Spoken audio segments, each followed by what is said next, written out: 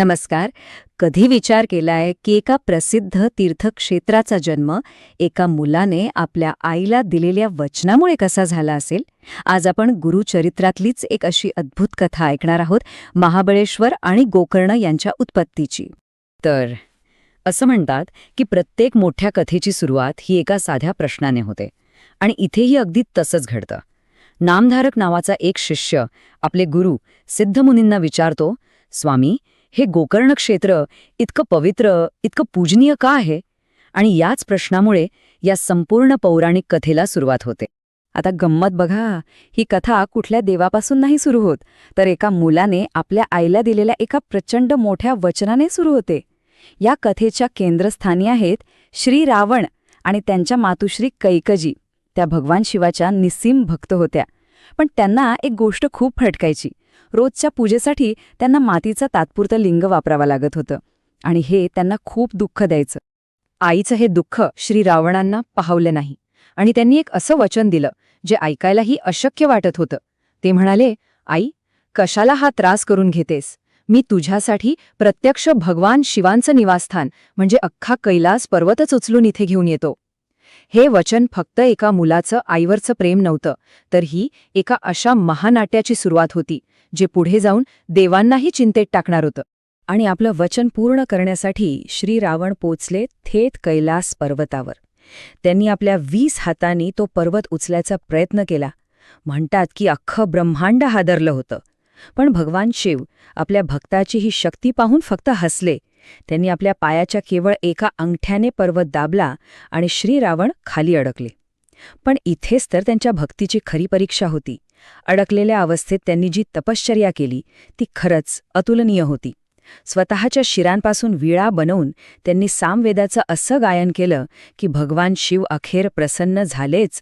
भगवान शिव श्री रावणाच्या भक्तीवर प्रसन्न तर झाले, पण त्यांनी कैलास पर्वत देण्यास नकार दिला. त्याऐवजी त्यांनी श्री रावणांना काहीतरी त्याहूनही मोठं, त्याहूनही शक्तिशाली दिलं. ते होतं आत्मलिंग, म्हणजे भगवान शिवाचं प्रत्यक्ष आत्मतत्वच. विचार करा, केवढं मोठं वरदान असेल हे. पण हो, या अद्भुत वरदानासोबत एक छोटीशी अट सुद्धा होती.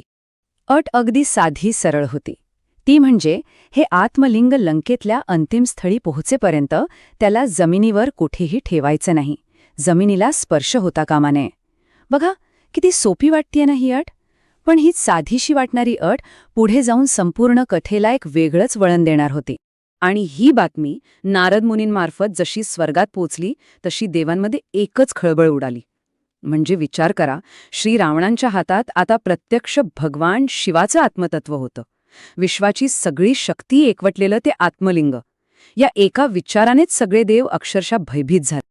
कारण सगळ्यांना माहीत होतं, जर हे आत्मलिंग लंकेत पोचलं तर काय होईल? श्री रावणांना अजयता मिळेल, भगवान शिवाच्या बरोबरीची शक्ती मिळेल, आणि मग संपूर्ण विश्वाचा समतोलच बिघडून जाईल. देव गुलाम बनतील, सगळीकडे जुलूमशाही पसरेल. हे भयंकर संकट टाळण्यासाठी देवानी अखेर भगवान विष्णूंनाच मदतीसाठी साकडं घातलं. मग भगवान विष्णूंनी एक जबरदस्त चतुराईची योजना आखली. या योजनेत त्यांनी नारद मुनींना गुंतवलं, आपल्या सुदर्शन चक्राचा वापर केला, आणि सगळ्यात महत्त्वाचं म्हणजे त्यांनी स्वतः भगवान श्री गणेशांना या कामासाठी तयार केलं. गंमत म्हणजे ही योजना श्री रावणांना त्यांच्याच एका व्रताचा उपयोग करून अडकवण्याची होती. आता योजनेनुसार सुदर्शन चक्राने सूर्याला झाकून टाकलं आणि संध्याकाळ झाल्याचा आभास निर्माण झाला. नारद मुनींनी श्री रावणांना बोलण्यात गुंतून ठेवलं होतंच, त्यामुळे त्यांना उशीर झाला. आता मावळता सूर्य बघून श्री रावण धर्मसंकटात पडले. त्यांना आपली संध्यावंदना करायची होती, पण अट आठवतीये, ते लिंग खाली ठेवू शकत नव्हते. आणि नेमकं तेव्हाच योजनेनुसार त्यांना जवळच एक लहान मुलगा दिसला, एका विनम्र ब्रह्मचार्याच्या वेशात. श्री रावणांना वाटलं, चला, आपली समस्या तर सुटली. पण त्यांना काय माहीत की तो मुलगा दुसरा तिसरा कोणी नसून स्वतः भगवान श्री गणेश होते. मग काय, श्री रावणांनी ते आत्मलिंग त्या लहान मुलाच्या हातात दिलं आणि आपली पूजा पूर्ण होईपर्यंत सांभाळायला सांगितलं. त्या मुलाने होकार दिला, पण एक अट घातली, हे खूप जड झालं तर मी 3 वेळा हाक मारेन हा. आणि झालंही तसंच.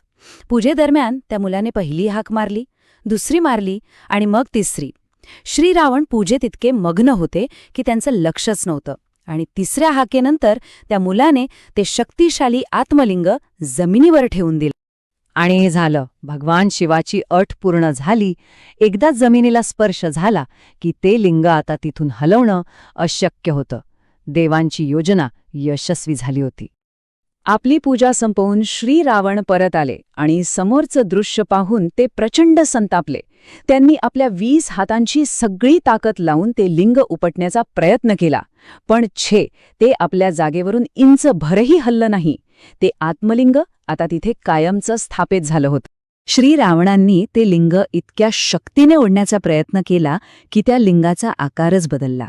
तो पिळवटून एखाद्या गायीचा कानासारखा झाला, गोकर्ण.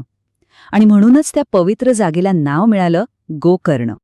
आणि ते लिंग, ज्याला श्रीरावणांसारखा महाशक्तिशाली योद्धा सुद्धा हलवू शकला नाही, त्याच्या या अचाट शक्तीमुळे त्याला नाव मिळालं महाबळेश्वर, म्हणजे महान बल असलेला किंवा अत्यंत शक्तिशाली. आणि अशा प्रकारे सिंध मुनींनी आपल्या शिष्याला सांगितलं की त्या शक्तिशाली महाबळेश्वर लिंगाची स्थापना झाली आणि त्याचमुळे गोकर्ण क्षेत्रालाही पवित्रता मिळाली. बघा, शिष्याच्या एका प्रश्नाचं किती समर्पक उत्तर मिळालं. तर ही होती गोकर्ण महाबळेश्वरच्या स्थापनेची कथा. पण ही कथा फक्त एका जागेचा इतिहास सांगून थांबत नाही. ती आपल्याला एका मोठ्या प्रश्नावर विचार करायला लावते की भक्ती, शक्ती आणि दैवी नियती यांच्यातलं हे गुंतागुंतीचं नातं नेमकं असतं तरी कसं.